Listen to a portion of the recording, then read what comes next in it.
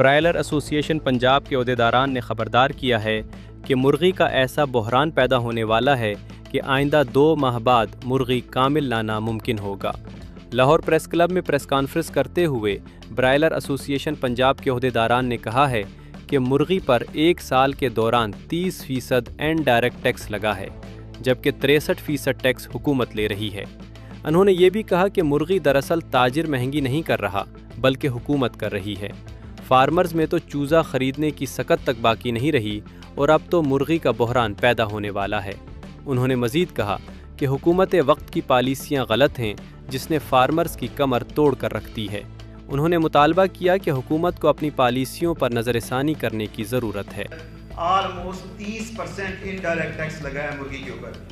اگر آپ دیکھیں کہ ایک بہت بڑا سلوگن ہوتا ہے کہ فارمر مرغی کو مہنگا کر دیتا ہے، اگر اس کو دیکھا جائے تو ایک مرغی کی اگر قیمت 400 پر کلو لگائیں تو اس میں 250 اس ٹائم گورنمنٹ لے رہی ہے۔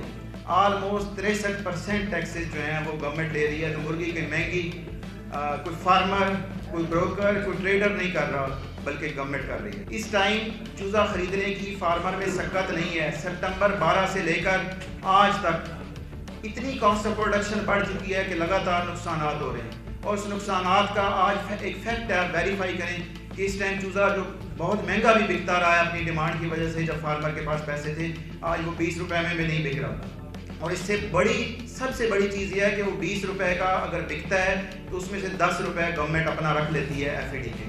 اس سے بڑا ظلم اس سستی پروٹین کے ساتھ اور کیا ہو سکتا ہے؟ مرغی کا بحران پہلے ہونے والا ہے، یہ سویابین سے بڑا بحران ہوگا جو ہم نے بھگتا، یہ کووڈ سے بڑا بحران ہوگا جو ہم نے بھگتا، کیونکہ اس ٹائم ایکسٹرنل فیکٹرز کی وجہ سے یہ بحران تھا، اس ٹائم ایکسٹرنل کی وجہ سے نہیں، یہ حکومت وقت کی ایسی پالیسیز کی وجہ سے ہے جس نے کمر توڑ دی ہے فارمر کی۔ ہماری کاسٹ آف پروڈکشن بڑھ رہی ہے، اور بڑھ رہی ہے ٹیکسز کی وجہ سے۔ 65% ہمارے جو ٹیکسز ہیں وہ پولٹری پہ لگے ہوئے ہیں۔ فارمر ایسوسی ایشن زندہ باد، برائلر فارمر ایسوسی ایشن